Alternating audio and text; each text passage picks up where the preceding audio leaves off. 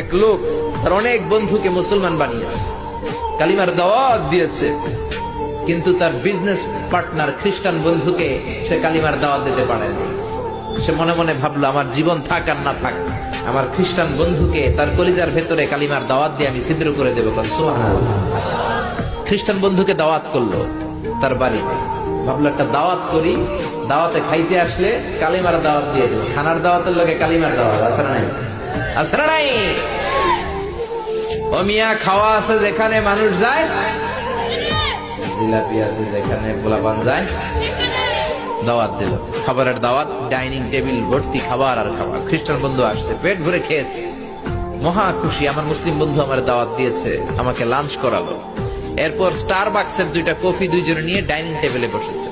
তো মুসলিম বন্ধুর মাথায় চিন্তা, যে করেই হোক কালিমার দাওয়াতটা আমার এই খ্রিস্টান বন্ধুর অন্তরের মধ্যে আমি ঢুকিয়ে দিব।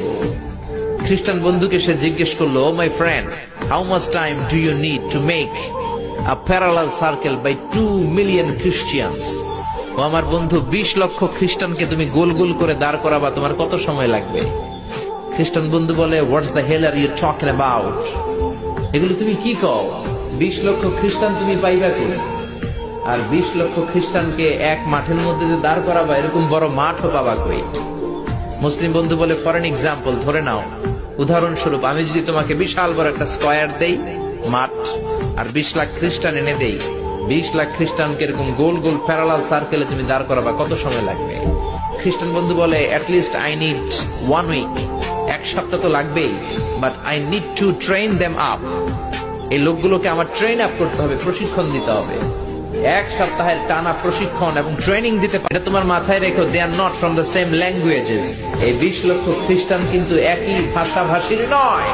তাদের কেউ কথা বলবে ইংরেজিতে, কেউ উর্দুতে, কেউ চাইনিজ, কেউ মান্দারিন, কেউ উর্দু, কেউ হিন্দি, কেউ সিন্ধি, কেউ বাংলা, কেউ টার্কিশ, কেউ মালায়া, কেউ সুহাইলি। এক একজন এক এক ভাষায় কথা বলবে, কত সময় লাগবে? খ্রিস্টান বন্ধু বলল, দেন ইটস ভেরি টাফ।